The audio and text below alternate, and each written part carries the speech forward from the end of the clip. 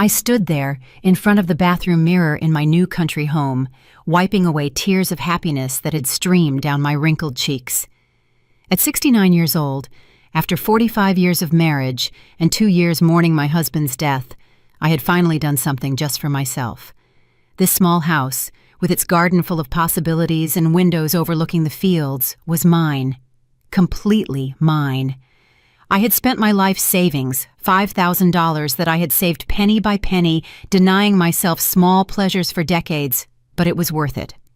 For the first time in my life, I had a place no one could take from me, a sanctuary where I could plant my flowers, read my books, and simply exist in peace.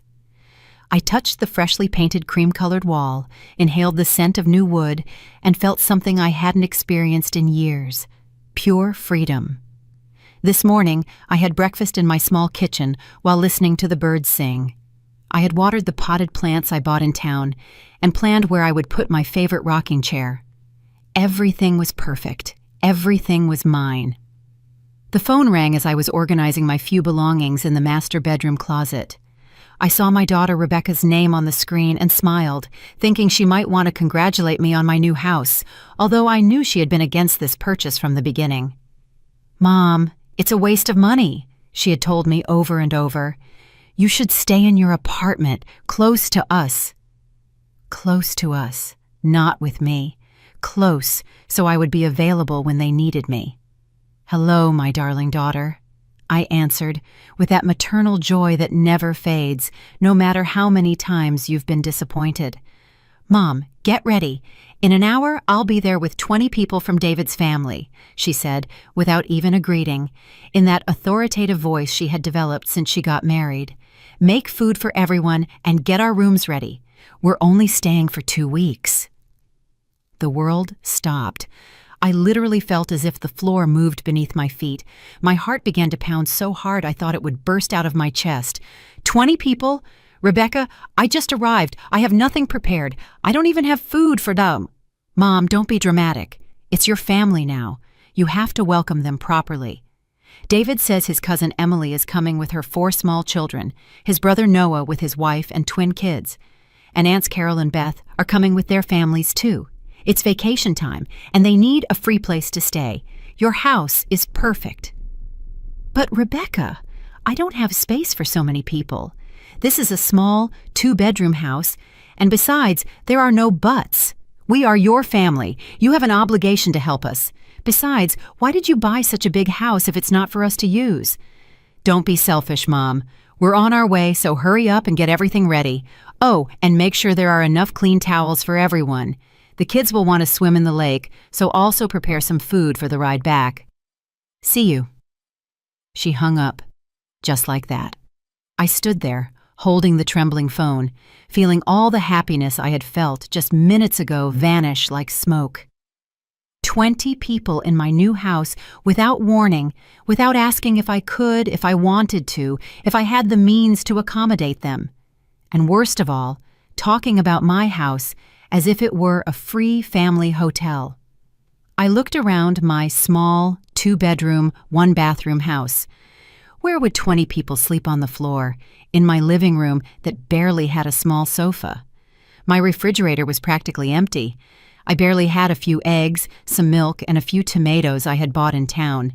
How was I going to feed 20 people with that?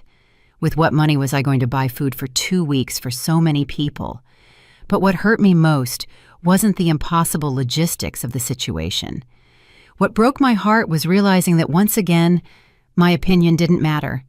My daughter had decided for me. She had disposed of my house, my time, my money, as if I were her employee and not her mother. As if this house, which I had bought with the sweat of my brow and my life savings, were a free hotel for her husband's family. I sat on the edge of my new bed, the one I had chosen so carefully, thinking of the quiet mornings I would spend there reading, and began to feel that familiar hollow sensation in my stomach. It was the same one I felt every time Rebecca and her husband showed up at my old apartment. They would eat whatever was in my refrigerator, use my washing machine, watch my television, and leave everything dirty and messy, as if it were the most natural thing in the world. I vividly remembered the day after my husband's funeral, when I needed emotional support the most. Rebecca had shown up with empty boxes and a fake smile. "Mom, you have too many things. You need to get rid of all this," she had told me while packing my late husband's books without asking. "We're taking these. You don't need them. At your age, you don't read as much." And I, in my grief and confusion, had let her take half of my memories, including the gold watch that had belonged to my father-in-law. When I sold the apartment to buy this house, she had insisted I give her the money to invest it better. "Mom, you don't understand finances. I know how to make that money grow," she had told me with that condescending smile I hated so much. When I refused, she didn't speak to me for a whole month. And now on my first day in my new house, she was already claiming her right to use it as if it were hers. Tears began to stream down my cheeks as I looked out the window at the garden I had dreamed of tending. In an hour, all this silence, this peace, this feeling of freedom would turn into chaos. I remained seated on my bed for several minutes, trying to process what had just happened. The silence of my new house, which moments ago had seemed so beautiful and tranquil, now felt heavy and threatening. In less than an hour, this refuge I had built with so much sacrifice would become a place of chaos and demands.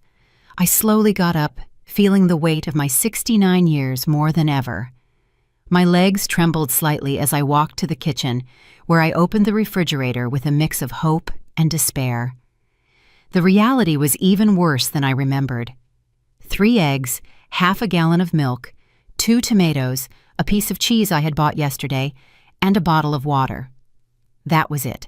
Absolutely everything I had to feed 20 people.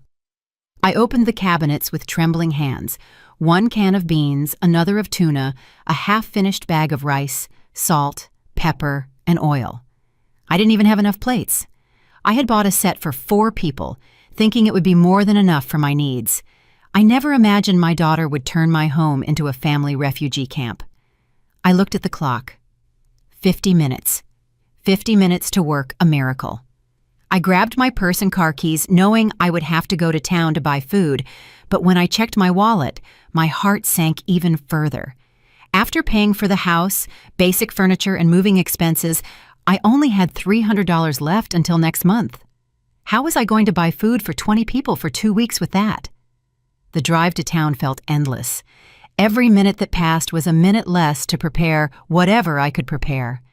In the small-town supermarket, I ran through the aisles like a desperate woman, mentally calculating every dollar I spent. Rice, beans, pasta, tomato sauce, some cheap vegetables, bread. Nothing fancy, nothing special, just basic food that could stretch for many people. The final bill, $240, almost everything I had left. When I returned home, I only had 20 minutes. 20 minutes to transform my small kitchen into a restaurant capable of feeding an army. I put water on to boil for the rice and pasta. I opened cans like a woman possessed. I chopped vegetables with tears streaming down my cheeks. They weren't onion tears. They were tears of rage, helplessness, and profound sadness for what was happening. As I cooked, I couldn't stop thinking about how I had reached this point. After my husband's death, I had tried to be the perfect mother, the understanding mother-in-law, the available grandmother. When Rebecca needed a babysitter, there I was. When she needed to borrow money, there I was. When she wanted to use my car because hers was in the shop, there I was. Always available, always willing, always saying yes. I remembered the time David, my son-in-law, had shown up at my old apartment with 3 friends without warning, expecting me to cook and provide drinks for them all weekend for a football game.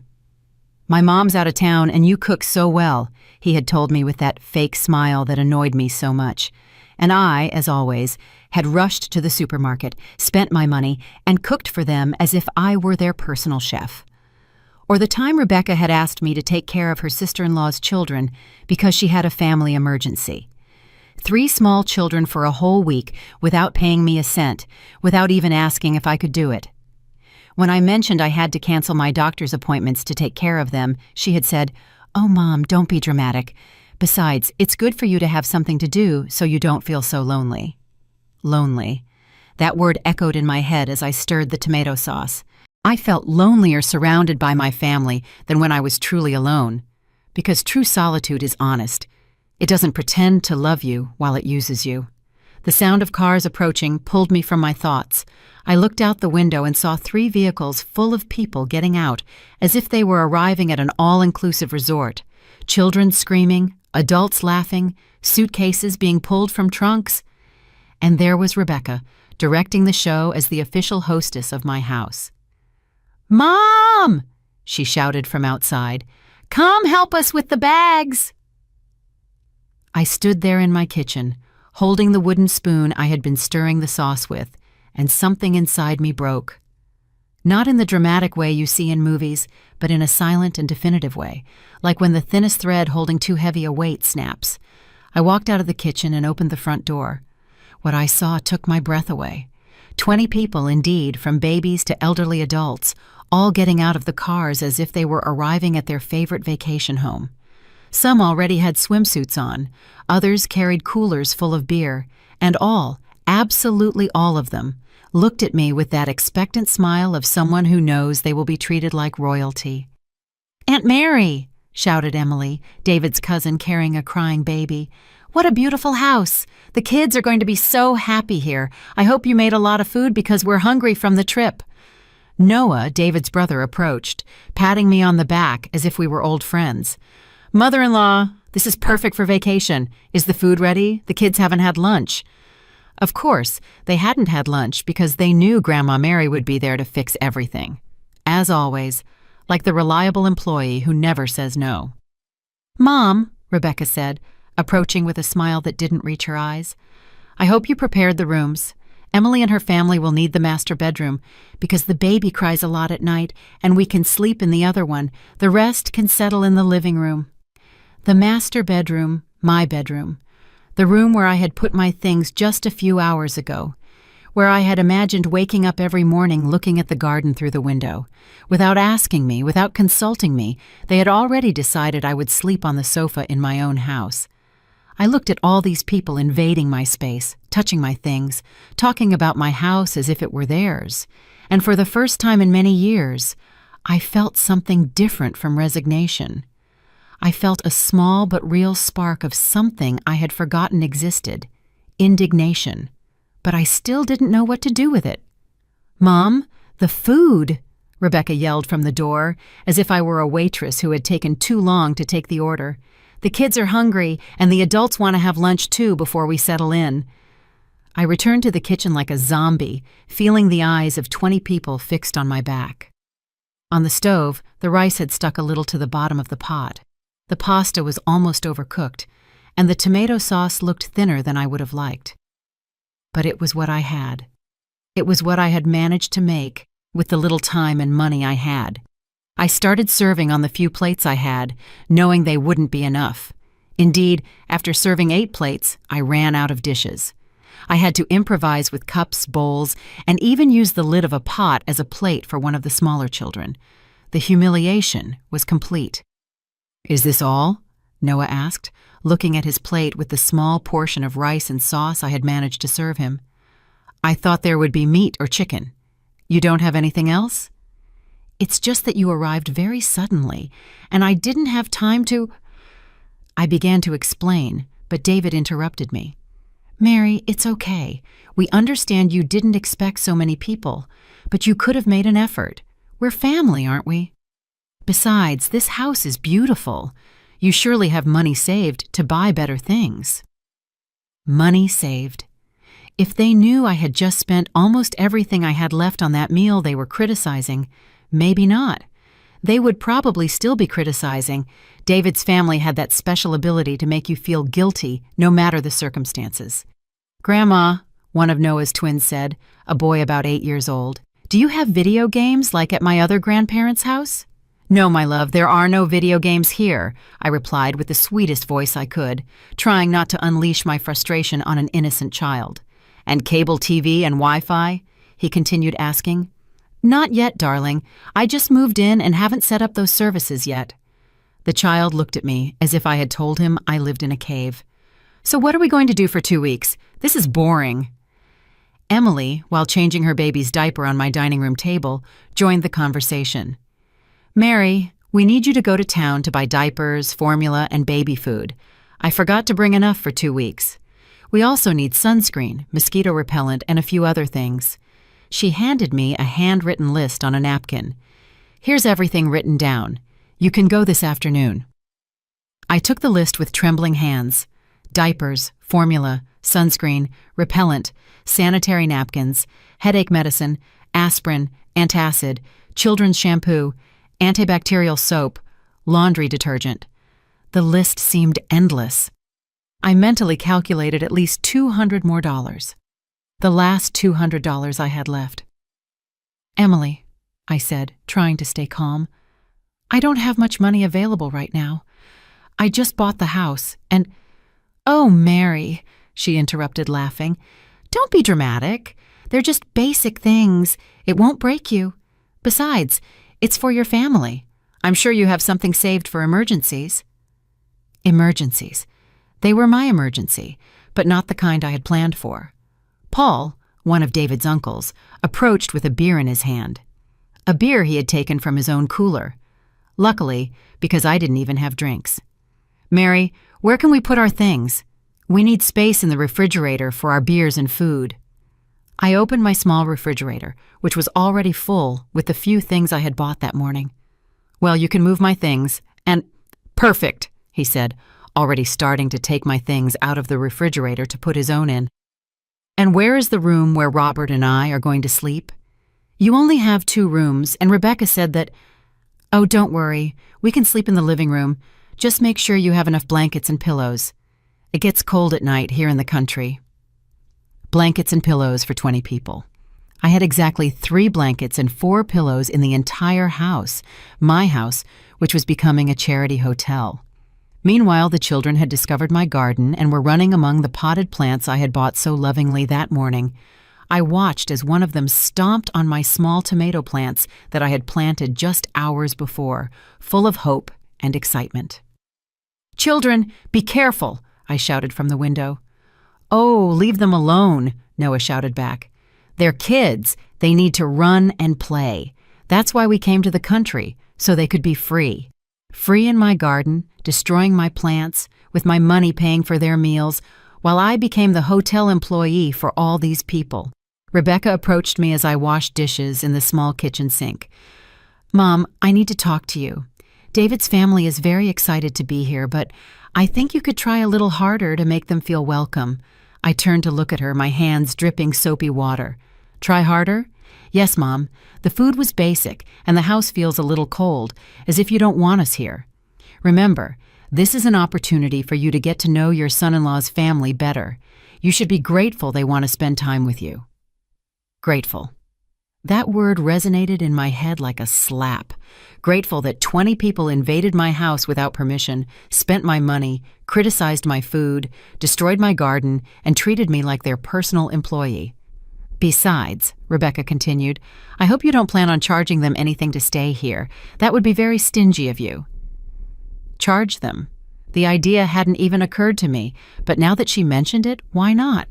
If it were any other place, they would be paying at least $100 per night per room. 20 people, 2 weeks. That would be thousands of dollars. But I said nothing. Not yet.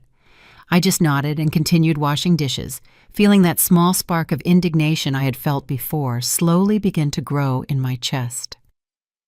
That night, while 20 people slept comfortably in my house, I stayed awake on the small sofa in the living room, listening to the snores coming from everywhere, staring at the ceiling, and wondering when exactly I had lost control of my own life. The answer came to me in the darkness. I had lost it little by little. Every time I said yes when I wanted to say no. Every time I put others' needs before my own. Every time I let them treat me as if my time, my money, and my space had no value. But for the first time in a long time, I also realized something else. It was still time to regain that control. I woke up at 5 in the morning with terrible back pain from sleeping on the sofa.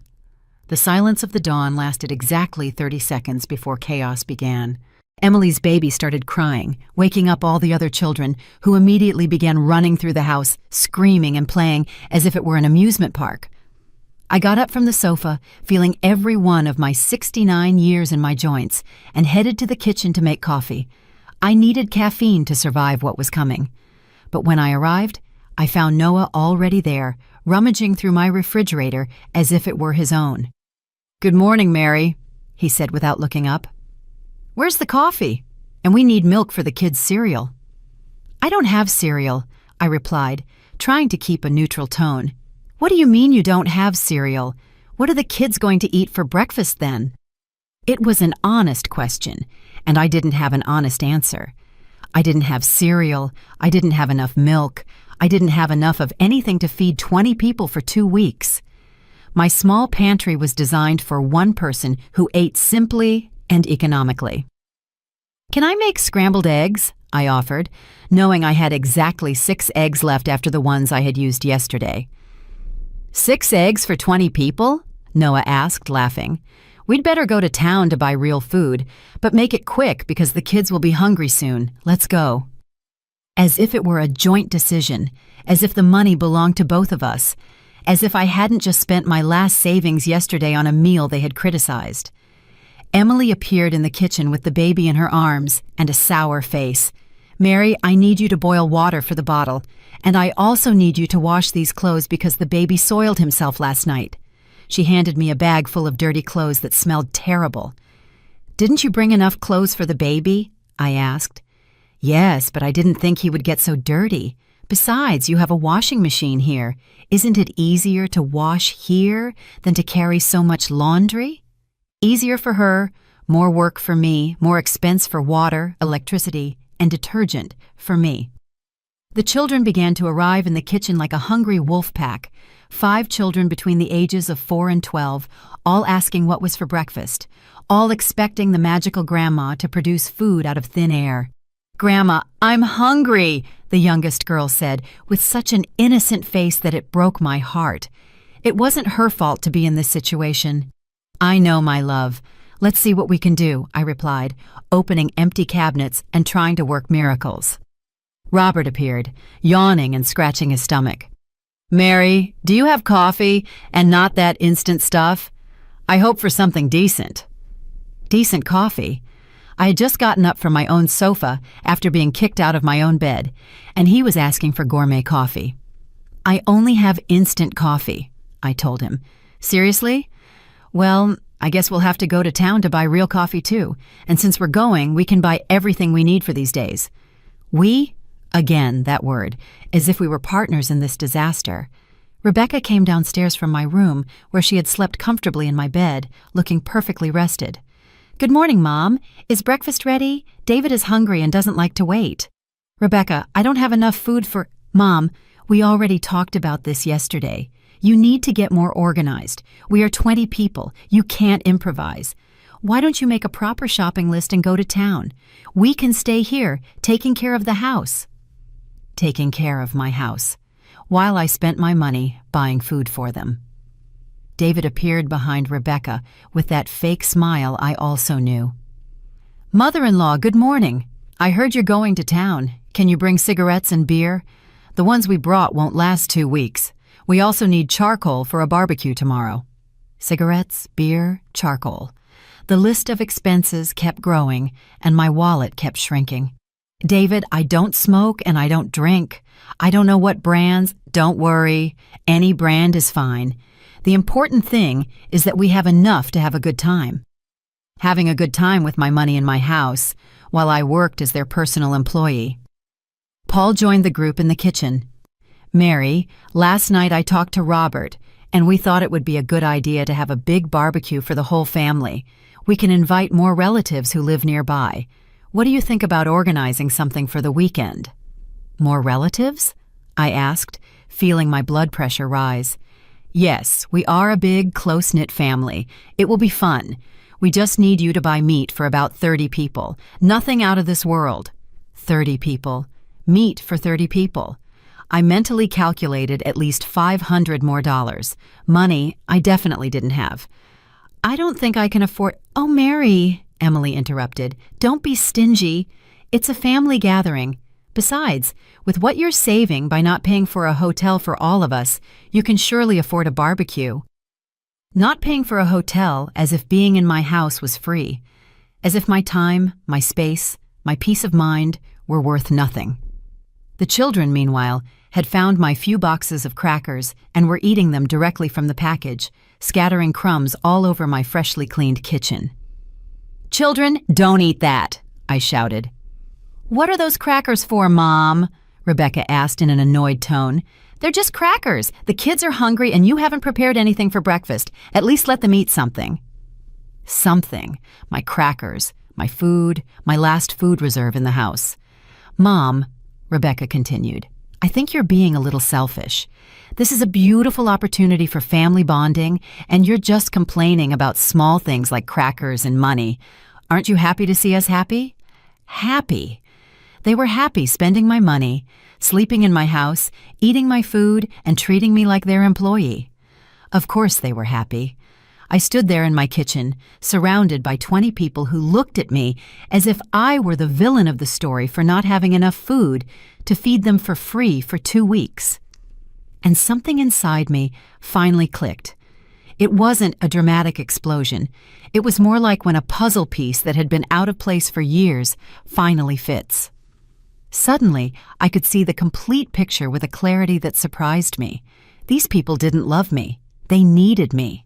There was a huge difference between those two things, and I had spent years confusing them. "It's okay," I told them with a calm that surprised even myself. "I'll go to town to buy what you need." Everyone smiled, satisfied that they had won another battle against the obliging grandma. But as I took my purse and car keys, I wasn't thinking about food or shopping lists. I was thinking about something completely different.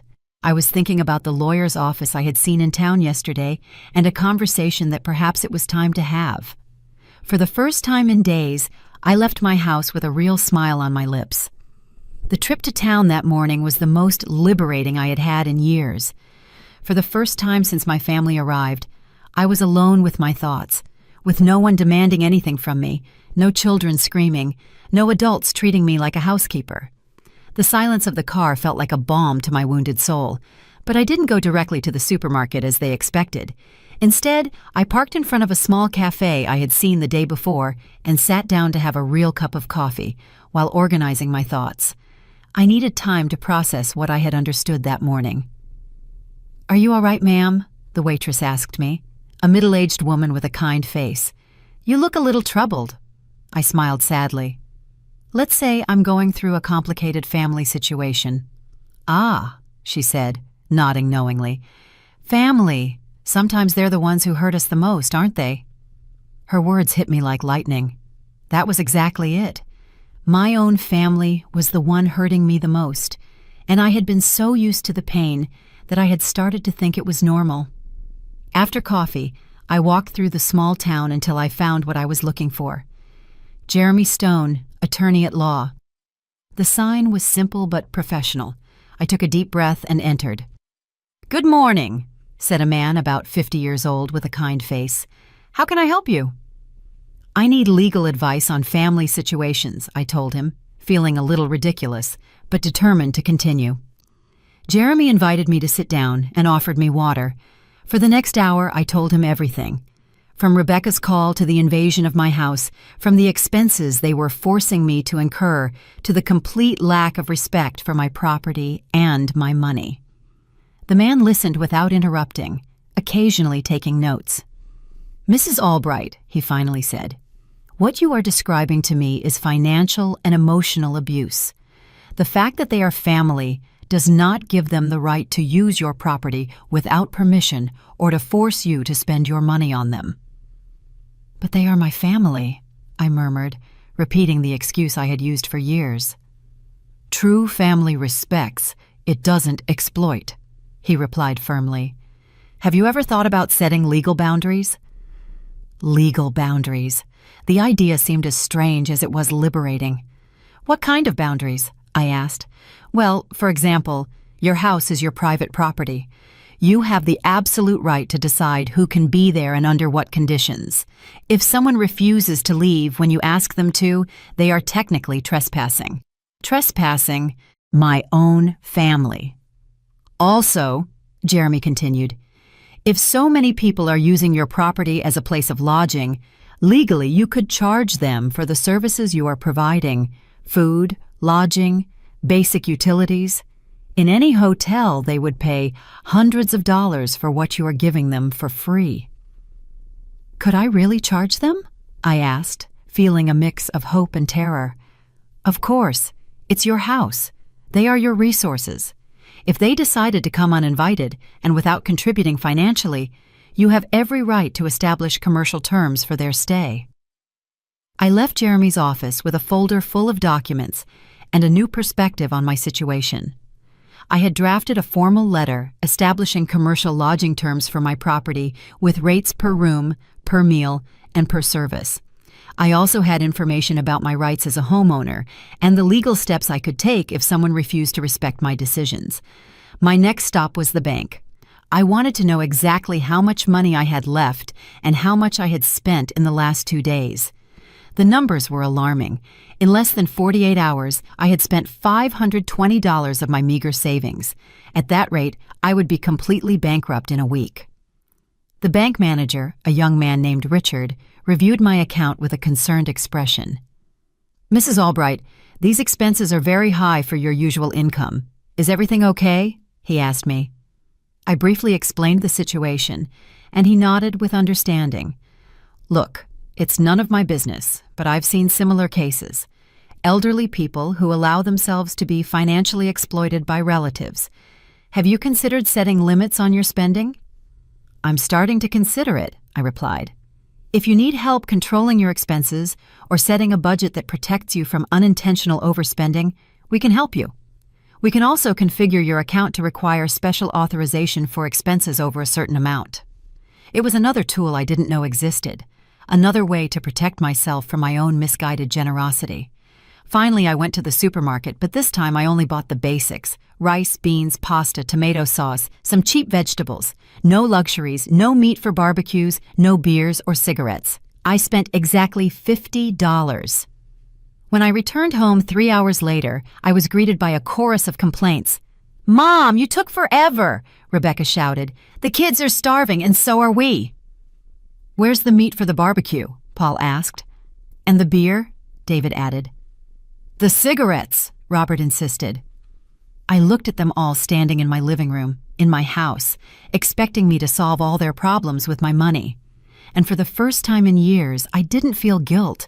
I felt clarity. "I brought basic food," I told them calmly. "Rice, beans, pasta, enough so no one starves." "But what about everything we asked for?" Emily insisted. "I didn't buy it," I replied simply. The silence that followed was deafening. 20 people looked at me as if I had lost my mind. "What do you mean you didn't buy it?" Noah asked incredulously.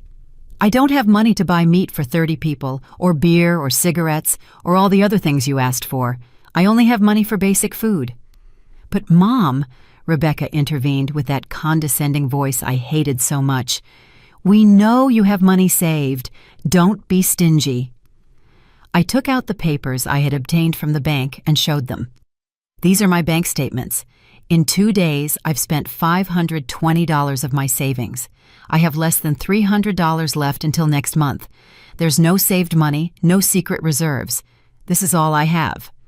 The papers passed from hand to hand like evidence in a trial. The faces of disbelief slowly transformed into faces of annoyance. "Well, then we'll have to find alternatives," David said finally. "We can all contribute to the expenses." "Excellent idea," I replied, pulling the other folder from my bag. "In fact, I went to see a lawyer this morning and prepared a document that establishes commercial rates for lodging on my property." The silence returned, but this time it was different. It was the silence of people who had just realized that their victim was no longer a victim. "It's $100 per room per night, $50 per person per day for meals, and $20 per day for basic services like water, electricity, and laundry," I continued, reading the document. So far, in 2 days, the total would be $2,800. I could have heard a pin drop. "You're charging us to stay in your house?" Rebecca asked in a shrill voice.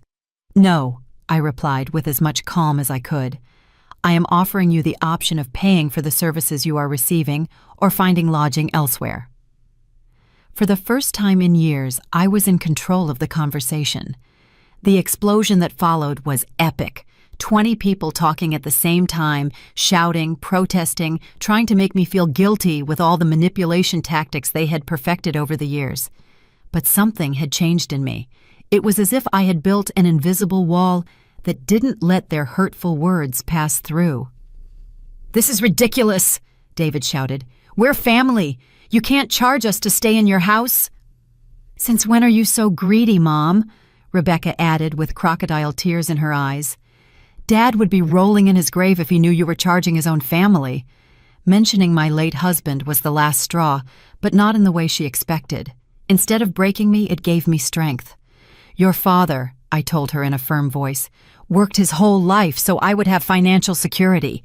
He would never have allowed his family to treat me like a housekeeper in my own home."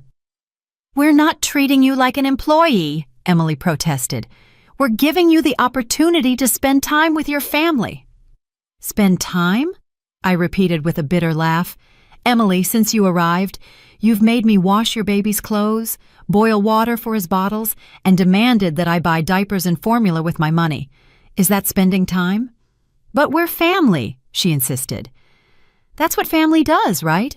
I replied with a clarity that surprised even myself.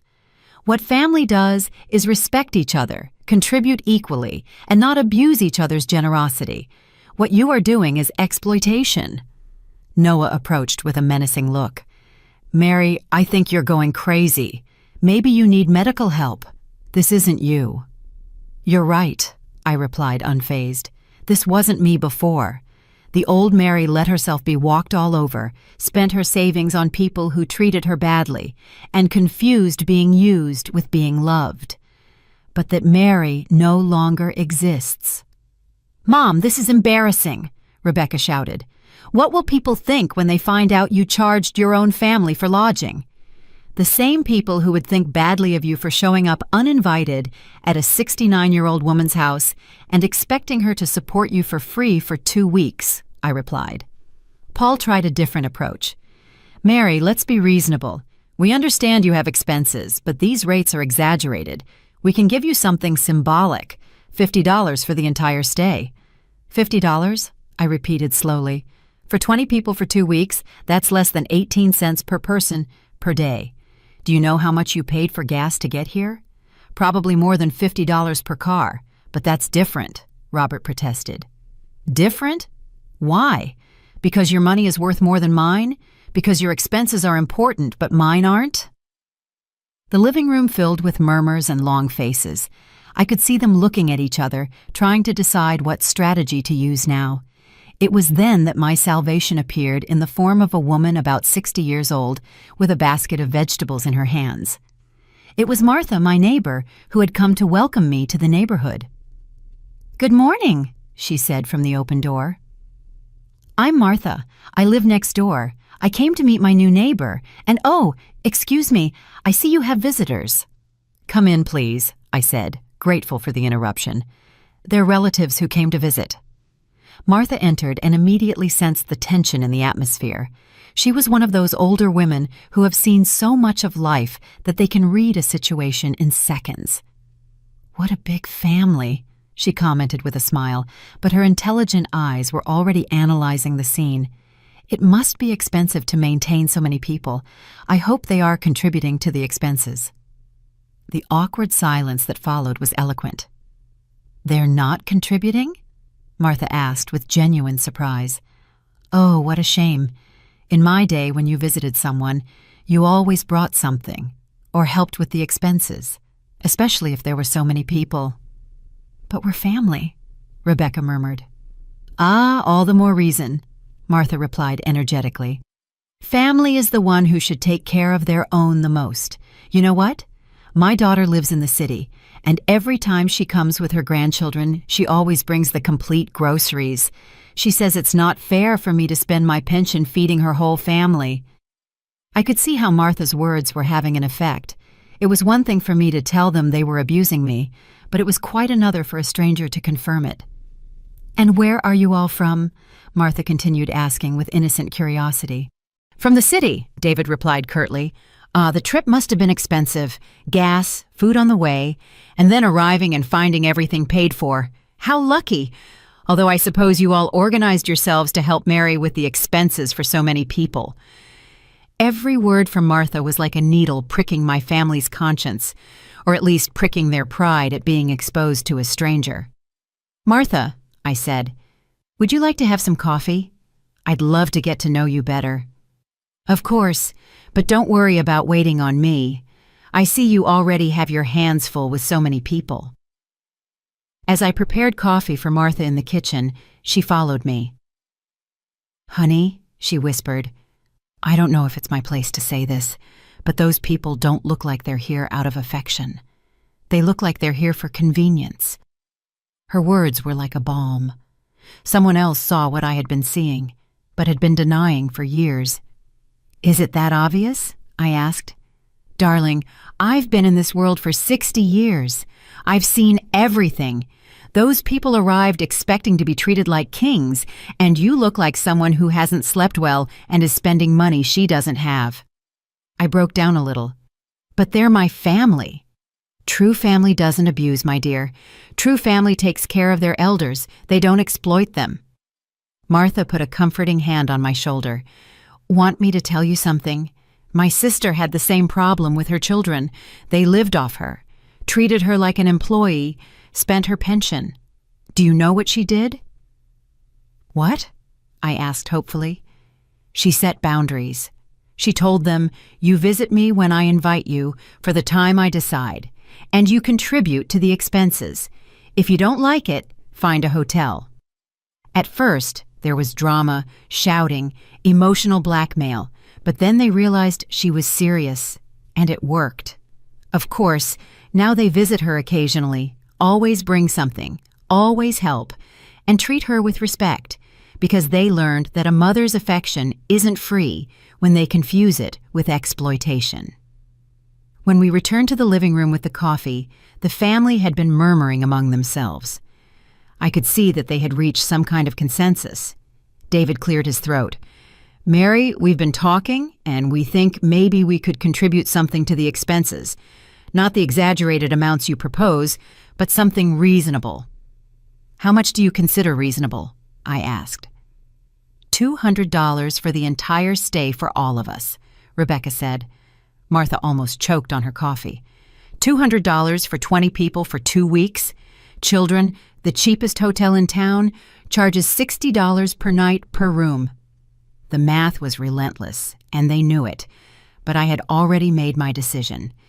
$200, I repeated slowly, as if considering the offer. I saw them all with anticipation in their faces, thinking they had found a way to get their way once more. For 20 people for 14 days with 3 meals a day, lodging, water, electricity, gas, laundry, and cleaning. "Exactly," Rebecca said with a triumphant smile. "See, we're reasonable. We want to contribute." Martha looked at me with that expression only wise women have when something good is about to happen. She had perfectly understood what was going on. "Okay," I finally told them. "I accept your proposal." Everyone sighed with relief. They thought they had won, but I continued, and I watched as their faces hardened.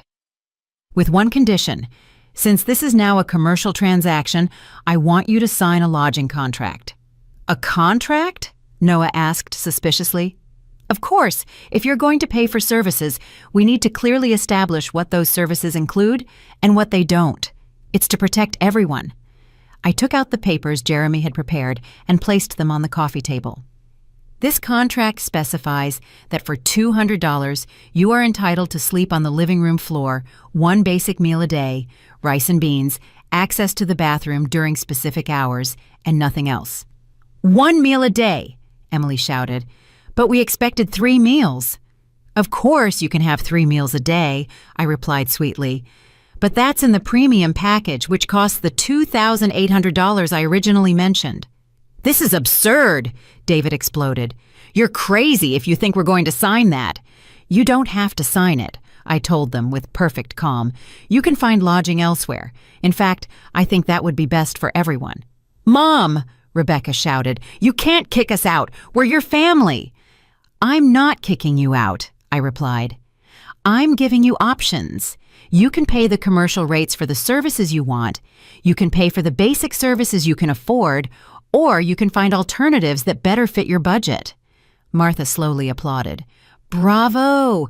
That's exactly what my sister needed to do. Clear options, fair terms, no emotional blackmail. You stay out of this, Rebecca shouted at Martha. This is a family matter. You're right, Martha replied, standing up. It is a family matter, and a good family doesn't treat its elders like that. She headed for the door, but before leaving, she turned to me. Mary, if you need anything at all, you know where I live. And if these people cause you problems, don't hesitate to call me. Here in town, neighbors look out for each other. After Martha left, the living room fell silent. I could see the wheels turning in their heads, trying to find a new strategy. Paul tried the guilt approach. Mary, your husband and I were very close. He considered me like a brother. Do you think he would like to see you treating his in-laws like this? My husband, I replied, taught me to value myself. He taught me that true love is shown through actions, not words. And he taught me that allowing others to abuse you isn't love, it's cowardice. Robert tried intimidation. Mary, I don't think you realize the situation you're getting yourself into. There are many of us, and you're alone. It's not smart to make enemies of the family. His words would have terrified me before, but now they only confirmed what I already knew. These people didn't love me. They needed me, and when they couldn't use my love, they resorted to fear. Are you threatening me in my own home? I asked, with a calm that surprised me. It's not a threat, he replied quickly. I'm just being realistic. The reality, I said, is that you came to my house uninvited, expecting free services you can't afford. The reality is that when I asked you to contribute equally, you refused. And the reality is that now that I offer you fair options, you resort to threats and intimidation. Emily began to cry. It was a dramatic cry designed to manipulate. I can't believe how cruel you've become, Mary. My baby needs stability, and you're throwing us out into the street. Your baby, I replied, needs parents who can afford his basic needs without relying on exploiting an elderly woman. If you can't afford a vacation, maybe you shouldn't take one. The children who had been playing in the garden ran in. Grandma, why is everyone shouting? The youngest asked. My heart broke a little. The children were innocent in all this, but their parents were using them as emotional shields.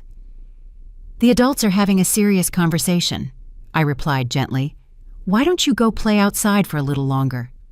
But we're hungry, one of the twins said. Is the food ready? I looked at all the adults in the living room. None moved to take care of their own hungry children. They expected me to do it, as always. Parents, I said, your children are hungry. In the kitchen, there's rice and beans that you can prepare for them. You're not going to cook? Noah asked incredulously. I cooked yesterday and the day before. Today, you can cook, I replied. But we don't know how to cook, Emily protested. Then maybe it's time to learn, I replied. Or you can take the children to eat in town. There are several restaurants. David stood up abruptly. This is the last straw. Rebecca, pack our things. We're leaving right now. Where? Rebecca asked in a panic. We don't have reservations anywhere. We'll find something. Anything is better than being here with this version of your mother. I stayed seated, watching them run back and forth, hastily packing their things. Part of me felt sad watching the chaos, but a larger part felt relieved. Mom, Rebecca said to me when they had everything packed, this isn't you. I don't know what's happened to you, but I hope you reflect on what you've done today. You've destroyed your family for money. No, I replied, standing up to look her directly in the eyes. "I have found my dignity and learned the difference between family who loves me and people who use me." "You'll regret this," she shouted as she left. "When you're alone and sick, don't come asking us for help." "I prefer to be alone with dignity than accompanied without respect," I replied. One by one, they got into their cars. This time, there were no tears from the children because they had understood that this visit was different. This time, there were no shouts or dramatic protests, only the resignation of people who had lost their favorite victim. I watched them drive away for the second and last time and felt something I hadn't felt in years: complete peace. That night, Martha came to dinner. She had made chicken stew, and I had prepared rice with pigeon peas. We ate on my porch, watching the sunset over the fields, talking about our garden plans. "Do you feel good about your decision?" she asked me. "I feel free," I replied for the first time in years. "I feel free." 6 months later, my house had truly become my home. My garden flourished, I had a small network of friends in town, and I had started taking painting classes at the community center. My days were filled with activities I chose to do, not ones I was forced to do. Rebecca called me occasionally whenever she needed something: money borrowed, babysitting, solving a problem. I listened patiently and then told her, "I'm sorry, my love, but I can't help you with that." At first, she would get angry. Then she would beg. Then she would threaten. Now, she simply hangs up. I have learned that loving someone doesn't mean allowing them to hurt you. I have learned that being generous doesn't mean exhausting yourself for others. I have learned that true family takes care of you as much as you take care of them. And I have learned something even more important. It's never too late to reclaim your life, your dignity, and your right to be happy. This morning, I woke up to the sound of birds singing, brewed my coffee in my clean and tidy kitchen, and went out to water my plants, which are growing beautiful and strong, just like me. If you enjoyed my story, you can support me by sending a super thanks so I can write more stories like this. Thanks a lot in advance. What about you? What would you do in this person's shoes? I'd really love to hear your thoughts, so drop them in the comments.